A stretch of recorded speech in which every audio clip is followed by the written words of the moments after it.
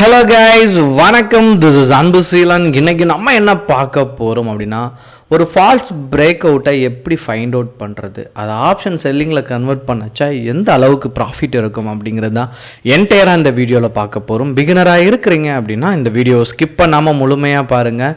Education பர்பஸ்க்காக என்னுடைய Telegram group, WhatsApp குரூப்பில் இணையனும் விருப்பம் உள்ளவங்க டிஸ்கிரிப்ஷன் பாக்ஸில் லிங்க் கொடுத்துருக்கேன். அந்த லிங்க்கை பயன்பெற்று கொள்ளலாம். இப்போ நம்ம வீடியோக்குள்ளே போகலாம். வீடியோ பார்க்குறதுக்கு முன்னாடி ஒரு சின்ன விஷயம் ஷேர் பண்ணிக்கிறேன். நிறையா பேர் டெலகிராம் லிங்க் ஒர்க் ஆக மாட்டேங்குன்னு சொல்கிறீங்க. ஒன்றுமே இல்லை, ஜேபே தமிழ் ஷேர் மார்க்கெட் அப்படின்னு சொல்லிட்டு டெலகிராம் சர்ச் பாக்ஸில் சர்ச் பண்ணுங்கள். நியர்லி 4000 மெம்பர்ஸ் இருப்பாங்க. அதுதான் நம்மளுடைய குரூப், சரிங்களா? ஸோ எப்போதுமே ஃபால்ஸ் பிரேக் அவுட் அப்படிங்கிறது யதார்த்தமாக நீங்கள் நல்லா ட்ரேட் எடுக்கச்சா நீங்கள் ஒரு 10 ட்ரேட் எடுத்திங்கன்னா அது கண்டிப்பாக இருக்கும். ஏன் அப்படின்னா, நீங்கள் ட்ரேட் எடுக்கும்போது எல்லாருடைய ஒப்பீனியனுமே எப்படி இருக்கும், மேலே போகும்னு நினச்சி தான் நம்ம என்ட்ரியே கொடுப்போம். ஆனால் என்ன ஆகும் அப்படின்னா, மேலே போகாமல் கீழே இறங்கிடும். இது ஒரு 10 ட்ரேடில் 2 ட்ரேட் அப்படிங்கிறது நீங்கள் என்ன எக்ஸ்பீரியன்ஸ் இருந்தாலும் கம்பல்சரியாக நடக்கும். இப்போ நீங்கள் பார்த்துக்கிட்டீங்க அப்படின்னா, இப்போ நான் இங்கே மந்த்லி டைம் ஃப்ரேம் யூஸ் பண்ணுறேன், சரிங்களா? டே கேண்டிலே போட்டுப்போம். ஸோ அப்போ தான் கொஞ்சம் வியூ நல்லாயிருக்கும்.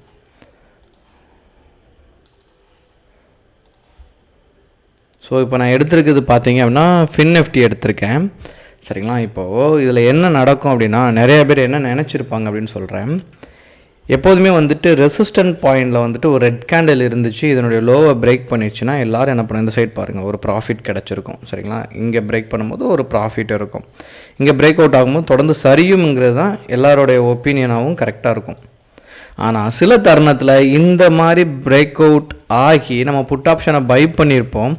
பட் மார்க்கெட் டேயில் என்ன இருக்கும் அப்படின்னா, ரிவர்சல் ஆகி மேலே போயிருக்கும், சரிங்களா? இந்த இடத்துல ஒரு ட்ரேடில் மிஸ் பண்ணியிருப்போம். அதே மாதிரி இங்கேயுமே என்ன நினச்சிருப்போம், ரெட் கேண்டில் ஃபார்ம் ஆகிருக்கு அப்படின்னு நினச்சிருப்போம், சரிங்களா? இங்கே என்ட்ரி கொடுத்துருப்போம், ஃபெயிலியர் ஆகும். நிறைய தருணங்கள் இருக்குது, சரிங்களா? இப்படி ஆகச்ச இது உங்களுக்கு மட்டும் இல்லை, எல்லாத்துக்குமே நடக்கும். அதனால தான் இப்படி பிரேக் அவுட் ஆயிடுச்சுன்னா நிறைய பேர் பிகினராக இருக்கிறவங்க என்ன பண்ணுவாங்க, அனுபவம் இல்லாத காரணத்தினால எக்ஸிட் ஆகணும் அப்படிங்கிற ஒரு டிசைட் பண்ணுவாங்க. இதுதான் இருக்கையிலே ஒரு தப்பான விஷயம். அதாவது ட்ரேடில் லாஸ் அப்படிங்கிறது யதார்த்தமாக வந்துகிட்டே இருக்கக்கூடிய விஷயம் தான். அதை எப்படி டேக்கிள் பண்ணுறோம், அதை எப்படி பிரேக் ஈவன் பாயிண்ட்டுக்கு எடுத்துகிட்டு வரோம் அப்படிங்கிறது தான் நீங்கள் ஒரு ஜீனியஸ் அப்படிங்கிறதுக்கு, இல்லை நீங்கள் ஒரு நல்ல ட்ரேடர் அப்படிங்கிறதுக்கு அர்த்தம். இப்போது இந்த இடத்துல ஒரு பிரேக் அவுட் நடந்து என்ன ஆயிருக்கு அப்படின்னா, நம்ம என்ன பண்ணுறோம், புட் ஆப்ஷனை பை பண்ணிட்டோம். பட் என்ன ஆயிருக்குன்னா, மார்க்கெட் ரிவர்சல் ஆயிடுச்சு. இந்த மாதிரியான தருணத்தில் நீங்கள் ஆப்ஷன் செல்லராக இருந்தீங்க அப்படின்னா நிறையா பெனிஃபிட் இருக்குது. என்ன பண்ணியிருப்பீங்கன்னு நான் சொல்கிறேன். அதாவது நீங்கள் எதிர்பார்த்தது என்ன, இது சரியும் அப்படின்னு நீங்கள் நினச்சிட்டிங்க. பட் இது என்ன ஆயிருக்கு அப்படின்னா, மேலே போயிடுச்சு. அப்போது நீங்கள் ஆப்ஷன் செல்லராக இருந்தீங்கன்னா என்ன பண்ணுவீங்க அப்படின்னா, ஏதோ ஒரு கான்ட்ராக்ட் எடுத்துகிட்டு இங்கே இந்த ரெட் கேண்டில் பிரேக் அவுட் ஆகச்ச, இந்த இடத்துல இருக்கிற ரெட் கேண்டில் பிரேக் அவுட் ஆகச்ச கால் ஆப்ஷனை நம்ம என்ன பண்ணியிருப்போம் அப்படின்னா, செல் பண்ணியிருப்போம், சரிங்களா? இப்படி செல் பண்ண உடனே நமக்கு என்ன நடந்திருக்கு, இல்லை அது கீழே போகாமல் ரிவர்சல் ஆயிடுச்சு. அப்போது நம்ம என்ன பண்ணுவோம், ஒரு நாள் வெயிட் பண்ணுவோம், சரிங்களா? வெயிட் பண்ணிவிட்டு என்ன பண்ணுவோம், இதனுடைய ஹையை பிரேக் பண்ணிருச்சு அப்படின்னா என்ன பண்ணுவோம், கால் ஆப்ஷன் மேலே போயிடும். ஒரு சின்ன லாஸ், நீங்கள் எந்த அளவுக்கு ப்ராஃபிட் எதிர்பார்க்குறீங்களோ அந்த அளவுக்கு ஸ்டாக் மார்க்கெட்டில் ஒரு ரிஸ்க் வச்சுருப்பீங்க. அப்போ என்ன பண்ணுவீங்க, மேலே போயிடுச்சு அப்படின்னா புட் ஆப்ஷனையும் என்ன பண்ணுங்கள், செல் பண்ணுங்கள். மார்க்கெட் மேலே போகும்போது கால் மேலே போகும், நமக்கு லாஸ் ஆயிரும். ஏன்னா இங்கே செல் பண்ணி வச்சுருக்கோம். புட்டு கீழே இறங்கும், இங்கே ப்ராஃபிட் வரும். மேலே ஏற ஏற புட்டில் ப்ராஃபிட் வரும். இப்போது ஸ்ட்ராங் பிரேக் அவுட் எங்கே அப்படின்னா, எப்போதுமே ஒரு ரெசிஸ்டண்ட்டை பிரேக் அவுட் பண்ணி, சரிங்களா, அதனுடைய ஹையை திரும்ப பிரேக் பண்ணும்போது ஸ்ட்ராங் பிரேக் அவுட், இங்கே ப்ராஃபிட் ரேஷியோ அப்படிங்கிறது அதிகமாக இருக்கும். எப்போ மந்த்லி கேண்டில் போட்டால் இன்னும் தெளிவாக இருக்கும், சரிங்களா? அப்போ நம்ம என்ன பண்ணுவோம், சரிங்களா, இப்படி ஒரு பிரேக் அவுட் நடந்த உடனே நம்ம என்ன பண்ணுவோம், கால் மேலே போகுதா இதை ரிலீஸ் பண்ணி விட்டுறணும், சரிங்களா? இது சின்ன லாஸோட வெளியில் வந்துடுவோம். இது என்னாகும், புட்டு நல்லா கீழே இறங்கி, சரிங்களா, இந்த லாஸையும் ரெக்கவர் பண்ணி ஒரு சின்ன ப்ராஃபிட் கொடுக்கும், நம்ம வெளில வந்துடலாம். இப்போது ஒரு ஆக்ஷனுக்கு எத்தனை ஆக்ஷன் எடுத்துருக்கு பாருங்கள். ஒரு ஆக்ஷன் பண்ணியிருக்கோம், தப்பாயிருச்சு. ஸோ கால் ஆப்ஷன் எக்ஸாம்பிள் சொல்கிறேன், கால் ஆப்ஷனை செல் பண்ணியிருக்கோம், அந்த ஆக்ஷன் தப்பாயிடுச்சு. அடுத்து புட் ஆப்ஷனை நம்ம என்ன பண்ணியிருக்கோம், செல் பண்ணியிருக்கோம். இதை மறுநாள் எடுத்துகிட்டு போயிருக்கோம், டெக்னிக்கலாக ஸ்ட்ராங்காக கன்ஃபார்ம் பண்ணிவிட்டு இன்னும் மேலே போகும் அப்படின்னு கணிச்சிட்டோம் அப்படின்னா கால் ஆப்ஷனை ரிலீஸ் பண்ணுறோம், சரிங்களா? நம்ம மறுநாள் எடுத்துகிட்டு போயிட்டு டேஸ் கணக்கில் நம்ம கையில் வச்சுருக்கனால ரிஸ்க் இங்கே என்ன ஆகும், கம்மியாகும். இதுதான் ஒரு யதார்த்தம். இப்போ உங்களுக்கு நான் ரியலாக ஒன்று ஷோ பண்ணுறேன். இன்றைக்கி நீங்கள் பார்த்தீங்க அப்படின்னா FinNiftyயோட எக்ஸ்பைரி டே. ஸோ இங்கே பார்த்தீங்கன்னா 21,099 அப்படின்னு இருக்கான் FinNifty. இதில் இருந்து என்ன பண்ணுவோம், செல் பண்ண தான் மைண்டில் வச்சுப்போம். இன்றைக்கி எக்ஸ்பைரி டே என்ன பண்ணுறோம், ஒரு 200 பாயிண்ட் பிலோ ஆகும் சரிங்களா. கால் ஆப்ஷனில் பிலோ ஆகும், புட் ஆப்ஷனில் சரிங்களா, அதாவது இந்த மணி சரிங்களா. கால் ஆப்ஷனோட இந்த மணி ஒரு 200 பாயிண்ட் கீழே வந்து இந்த மணி. அப்போ 20,900 கால் ஆப்ஷன் எடுத்துகிட்டு அதே மாதிரி புட் ஆப்ஷனோட இந்த மணி சரிங்களா 21,300 இதை எடுத்துக்கிறோம் சரிங்களா. இப்போது இது ரெண்டையும் நம்ம இங்கே ஆட் பண்ணியிருக்கோம் சரிங்களா. 21,300 20,900 சரிங்களா. இப்போ இதனுடைய 2 சார்ட்டையும் வியூ பண்ணுங்கள்.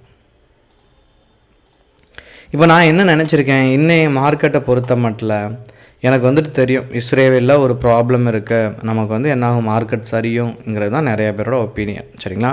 அப்போ நான் என்ன பண்ணியிருப்பேன், மார்னிங்கே ஆனோன்னு மார்க்கெட் சரியாக போய் இங்கேயே ரிவர்ஸ் ஆகிருக்கு, பட் எல்லாரோட ஒப்பீனியனும் அப்படி தான் இருக்கும் சரிங்களா. ஸோ நம்ம என்ன பண்ணுவோம், மார்க்கெட் சரியுது அப்படின்னா புட்டு வந்து மேலே ஏறும், கால் வந்து கீழே சரியும் சரிங்களா. அப்போ நம்ம என்ன பண்ணியிருப்போம், மார்னிங் 5 minutes ஃபர்ஸ்ட்டு 5 minutes என்ன பண்ணியிருப்போம், இதோட ஹையை மார்க் பண்ணிப்போம், இதில் செல் பண்ணதாக வச்சுப்போம். ஏன்னா நம்ம சரியும் நினச்சிருக்கோம் சரிங்களா.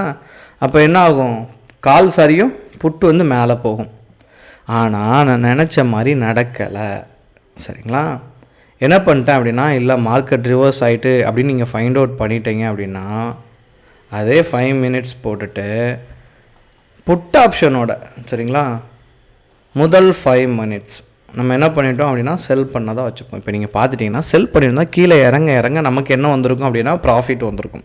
இப்போ 335 மார்க்கெட் முடிஞ்சதை பார்த்தீங்க அப்படின்னா 201 கிட்டத்தட்ட ஒரு 135 பாயிண்ட் என்ன ஆயிருக்கு அப்படின்னா நமக்கு ப்ராஃபிட் கிடச்சிருக்கு. இங்கே பார்த்தீங்கன்னா லாஸ் கிட்டத்தட்ட ஒரு 40 பாயிண்ட்ஸ் அப்படின்னு இங்கே எடுத்துப்போம் சரிங்களா. இங்கே அதில் ஒரு 35 இங்கே ஒரு 40 அடி வாங்கிச்சு அப்படின்னா உங்களுக்கு ஒரு 100 பாயிண்ட்ஸ் 95 100 இந்த ரேஷியோவில் உங்களுக்கு என்ன இருக்கும், ப்ராஃபிட் இருக்கும். இதனால தான் ஆப்ஷன் பையிங்கை காட்டிலும் ஆப்ஷன் செல்லிங்க்கு இந்த டைம் டிகே டெல்டா இதெல்லாம் நீங்கள் படிக்க ஆரம்பிப்பீங்க. இனி வர உங்களுக்கு ஆப்ஷனை பற்றி தெரிய வரும். எக்ஸ்பைரி டே ஆகும்போது ப்ரீமியம் கரையும். அப்போ நீங்கள் இப்படி யூஸ் பண்ணச்ச உங்களுக்கு ப்ராஃபிட் ரேஷியோ சக்ஸஸ் ரேஷியோ அதிகமாக இருக்கும். இதில் என்ன ஒரே ஒரு இஷ்யூ அப்படின்னா, நீங்கள் செல் பண்ணச்ச உங்களுக்கு கேபிட்டல் அதிகமாக கேட்கும் சரிங்களா. இதில் ஹெட்ஜிங் பண்ணணும், அதனால் எப்படி பார்த்தாலும் 3 lakh பக்கம் உங்களுக்கு தேவைப்படும். இதை வச்சுட்டிங்கன்னா கன்சிஸ்டன்சி இருக்கும். கன்சிஸ்டண்ட்டாக நீங்கள் என்ன பண்ணலாம் அப்படின்னா ப்ராஃபிட் பண்ணலாம். என் கிளாஸில் படிக்கிற ஸ்டூடெண்ட்டுக்கும் மேஜராக சொல்லிக் கொடுக்குற விஷயமே இதுதான். ஸோ நிறையா ப்ராக்டிஸ் பண்ணுங்கள். ஏதாச்சும் டவுட் இருக்குன்னா கமெண்ட் பாக்ஸில் உங்களுடைய கமெண்ட்டை தெரிவிங்க. Okay guys, thank you so much for வாட்சிங் this video. Tata bye bye, see you.